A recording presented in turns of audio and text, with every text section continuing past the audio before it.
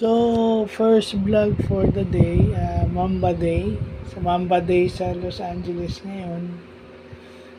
Mamba mentality is for growth and improvement. Yun mainly ang kanyang get better every day. Pero ang vlog ko ngayon is about dun sa mga karakter, sa mga napapanood nating palabas na hindi nagkakaroon ng character development o yung paglago ng karakter. Because nung nag-aaral ako, elementary pa lang, ang naging organization ko sa school is yung umaarte. From science and math, lumipat ako dun sa acting class ng school. So parang yun yung naging club ko, grade 5, grade 6, and then high school. Most characters na I play is hindi nagkakaroon ng character development. Diba? Yung si Piloso Potasio sa No Limit Hungry, nagkaroon ba ng character development yun? Hindi. He was just portrayed that way. So kasi maraming naiinis na hindi man lang nagkaroon itong si Camille sa Batang Quiapo ng character development. Hindi man lang siya hinayaang bumawi. So, sa akin para sa akin lang, bakit mo bibigyan ng character development si Camille kung ang gusto mong i-emphasize o kung anong emphasis ang gustong iparating doon is gaano kasama ang ugali nito ni David. So, ibig sabihin, kung makakabawi si Camille, hindi na ma-emphasis yung kasamaan ni David.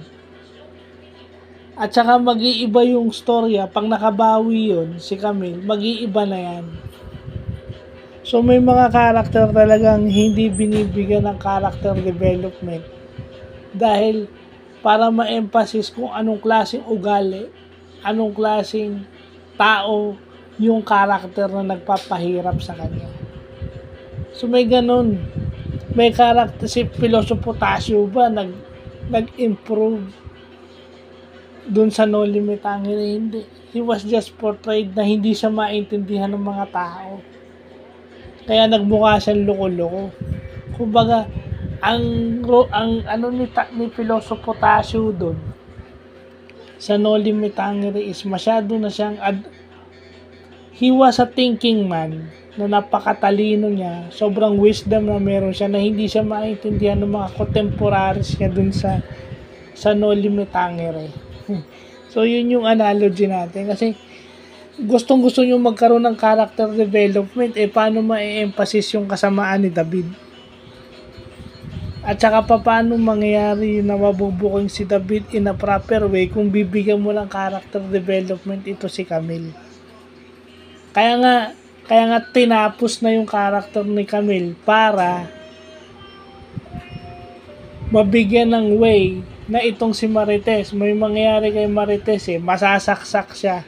And eventually, hindi natin alam kung mamamatay ito o mabubuhay.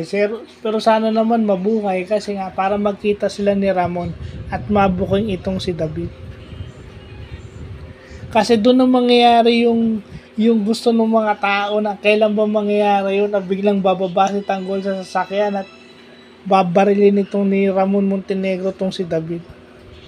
So yun, based on natutunan ko sa acting, because I was acting elementary, high school, and even do sa mga short college plays, yung role-playing sa classroom, hindi ako nagkakaroon ng lahat ng character na pinotray ko. Hindi ako nagkaroon ng character development. Bihira.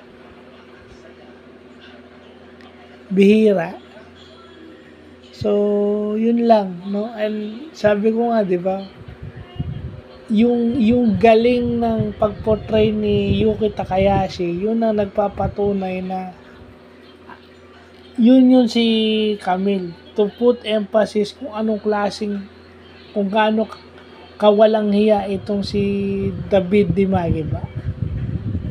So, yun lang po.